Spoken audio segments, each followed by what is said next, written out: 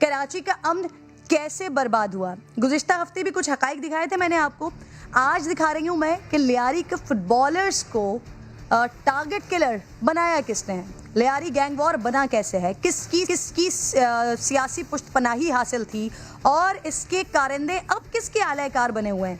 अहमद रहमान खान ने एक बार फिर ये खुसूसी रिपोर्ट तैयार की है हमारे लिए, गौर से देखिए इसे। कराची की बदअमनी में अहम किरदार लियारी गैंग वॉर का भी है। एक वक्त था जब लियारी की पहचान यहाँ के फुटबॉलर्स और बॉक्सर्स हुआ करते थे, लेकिन फिर वक्त बदला और पूरे शहर को भत्ते की पर्ची से लेकर मंशियात की सप्लाई भी इसी लियारी से की जाने लगी। यहाँ मुखालफिन को कत्ल करना तो छोड़ें, उनके सरों से फुटबॉल तक खेली गई। तो आइए आपको बताते हैं कि लियारी गैंग वॉर कैसे बनी और इसने कैसे शहर के अमन को खराब किया। कराची का कदीम इलाका लियारी, जिसने अमन से बदअमनी और फिर बदअमनी से अमन सब देखा। सहाफत में तवील अरसे से वाबस्ता अख्तर बलोच साहब आज भी पुराने लियारी को याद करते हैं। बड़ा खूबसूरत माहौल होता था, म्यूज़िक के प्रोग्राम होते थे, बलोची म्यूज़िक के प्रोग्राम होते थे और रक्स की महफिलें होती थी। शायर बड़े अच्छे गुजरे, रातें जागती थी लियारी की और लोग घरों पे कम और नीचे ज़्यादा बैठते थे और जी गपशप भी चल रही है और चाय भी चल रही है और पत्ते भी खेल रहे हैं। 1960 की दिहाई में अमन पसंद इलाके लियारी में जराइम पेशा अनासिर के दो गिरोह बने। एक गिरोह अल्लाह बख्श उर्फ काला नाग और दूसरा इकबाल उर्फ बाबू डकैत का था। मंशियात, जुए और सट्टे की रकम, दुकानों और बस अड्डों से भत्ते, पैसे और ताकत का ये झगड़ा शुरू हुआ। सीनियर सहाफी EH खानजादा गुज़िश्ता 35 बरसों से इन वाकयात को रिपोर्ट करते आ रहे हैं।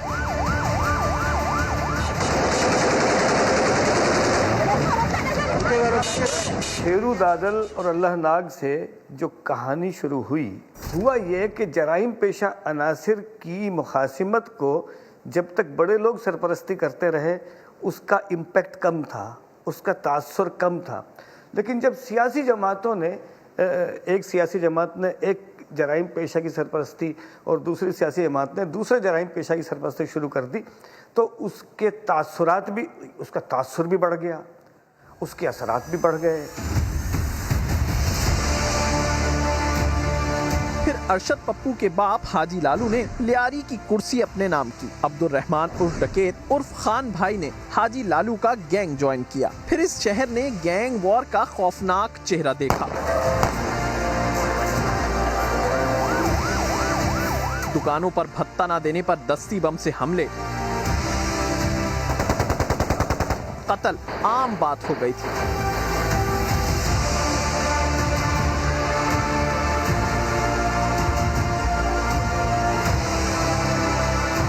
जुए सट्टे का मरकज घास मंडी बनी। पैसे की जंग में हाजी लालू और अब्दुल रहमान में इख्तलाफ हुए। अब्दुल रहमान ने अपना ग्रुप अलग बना लिया। हाजी लालू के मारे जाने के बाद उसके बेटे अरशद पप्पू ने गैंग की कमान संभाली। उस वक्त के TPO लियारी राजा उमर खिताब कहते हैं लियारी में कोई जुर्म नहीं था क्योंकि लियारी जराइम पेशा अनासिर का गढ़ बन गया था।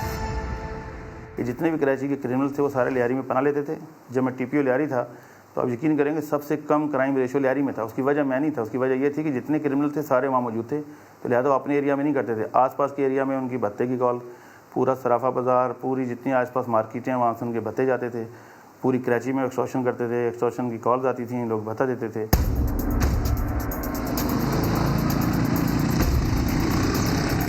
ये वो वक्त था जब लियारी गैंग वॉर में एक नए किरदार की आमद हुई। ट्रांसपोर्ट के कारोबार से वाबस्ता उज़ैर बलोच के वालिद को अरशद पप्पू ने भत्ता ना देने पर कत्ल किया और उसके बाद उज़ैर बलोच ने अब्दुल रहमान उर्फ डकैत का ग्रुप ज्वाइन किया। वक्त गुजरा 9 अगस्त साल 2009 को अब्दुल रहमान उर्फ डकैत मुकाबले में मारा गया और अब गैंग वॉर की कुर्सी का हकदार बना उज़ैर बलोच। अब लियारी पुराना जैसा नहीं था। यहाँ भत्ता, मंशियात, फिशरीज, खारादर, सराफा बाजार के ताजिरों से प्रोटेक्शन मनी लेना, जुए सट्टे का कारोबार सब पहले से बहुत ज्यादा बढ़ चुका था। सियासी रहनुमा भी इन्हें अपना साथी करार देते थे। जुल्फिकार मिर्जा का बयान भी अमन कमेटी या लियारी गैंग वॉर के हक में मौजूद है। मैं कहता हूँ, अमन कमेटी वाले हमारे भाई हैं, दोस्त हैं, हमारे बच्चे हैं। हाँ, वो पीपल्स पार्टी के हैं, 24 बुटों के सिपाही हैं। मैंने 3 साल में 3 लाख लाइसेंस दिए उनको, किस लिए दिए हैं? फिर लियारी में सिर्फ एक ही नाम चलता था, वो था उज़ैर बलोच का। गैंग वॉर ने पूरे शहर में खौफ फैलाने के लिए बहुत खून बहाया।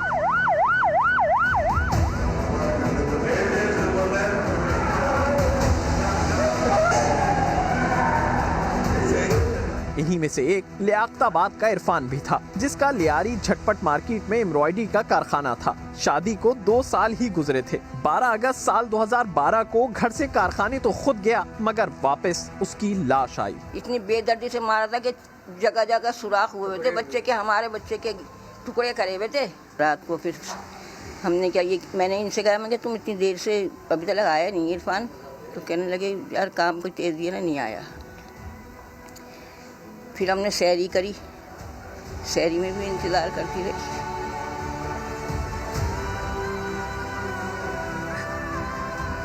सैरी हो गई, जाके सुबह नीचे लेट गए, जाके मैंने कहा आएगा वो, मतलब सैरी में तो हम सो जाएंगे। शहर में शुरू हुई कत्ल और गारतगिरी को रोकने में सियासी जमातों का किरदार भी इत्मीनान बख्श नहीं रहा। लियारी गैंग वॉर जो है, उसमें हर दौर के हुक्मरानों का, हर दौर के साहिबाने इल्म और साहिबाने इख्तियारात का बड़ा दखल है। पीपल्स पार्टी और मुत्तहद कौमी मूवमेंट असम्बली में तो एक साथ बैठते थे, हुकूमत एक साथ करते थे और एक दूसरे पर इल्ज़ाम लगाते थे। आज भी यही सूरत हाल है।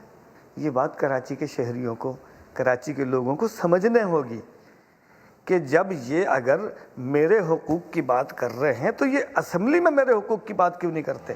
पीपल्स पार्टी के भी कई सीनियर रहनुमा की तस्वीर आज भी उज़ैर बलोच के साथ सोशल मीडिया पर मौजूद हैं, लेकिन पीपल्स पार्टी के रहनुमा इसको झूठ करार देते हैं।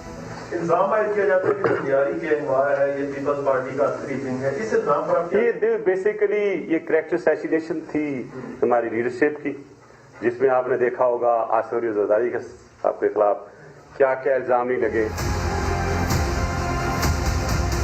ये बात भी कही जाती है कि जब लियारी गैंग वॉर के कारिंदों को सियासत में आने का शौक हुआ तो उनकी सरपरस्ती करने वालों को ये बात पसंद नहीं आई और उन्होंने सिंध पुलिस के जरिए लियारी ऑपरेशन लॉन्च किया। ये लियारी ऑपरेशन सिंध पुलिस के एसएसपी चौधरी असलम ने किया, जो कई रोज तक जारी रहा और फिर बेनतीजा खत्म हो गया।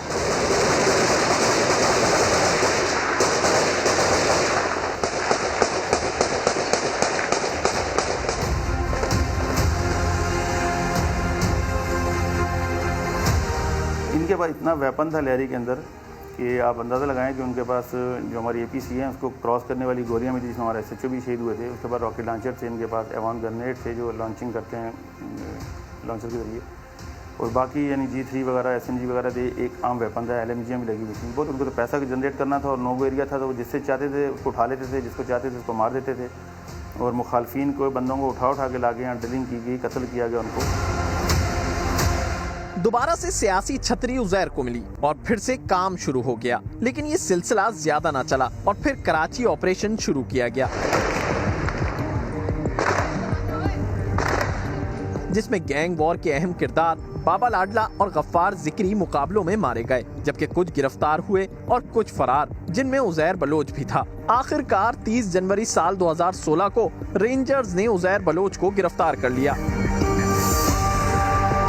लियारी में दोबारा अमन हुआ। लियारी के मकीन भी इससे बहुत खुश हैं। अल्लाह की मेहरबानी से अमन अमान बहुत अच्छा है, पहले के बनिस्बत। पहले ख़राब था बिल्कुल, जो दुनिया देख रही थी, आप मीडिया भी दिखा रहे थे, लेकिन अब अल्लाह की मेहरबानी से तो लियारी का हालत ऐसा है कि आप रात को किसी भी टाइम पे आ जाएं, लियारी के किसी भी कोने पे कहें, हम आपको घुमा सकते हैं। अभी जो है ना हर जगह में जो है ना एरिया में चौकी लगा हुआ है रेंजेस की, सही है, तो किसी बात की डर नहीं है।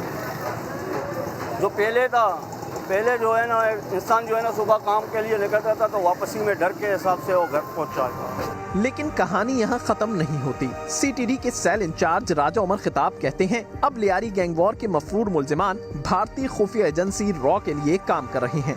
जो इनकी एक क्लास के टीयर के लोग थे उसमें कुछ लोग हैं वो बाहर के मुल्कों में और वहाँ उनके वो रॉ के साथ भी काम कर रहे हैं कि उनको रॉ जो है इन्वॉल्व करती है केसेस में, टारगेट किलिंग वगैरह यहाँ कराती है, फिर वो बत्ते की कॉल करते हैं। जमशेद रोड पर मुफ्ती अब्दुल्ला पर हमला हो या फिर बहादुराबाद में बिल्डर के दफ्तर में घुसकर भत्ता मांगना, इन तमाम चीजों में भी लियारी गैंग वॉर के कारिंदे ही मुलव्विस थे। लियारी गैंग वॉर के मुल्जिमान अब भी शहर में दहशत फैलाने की कोशिश कर रहे हैं। कैमरामैन इम्तियाज अली के साथ अहमद रहमान खान, समा, कराची।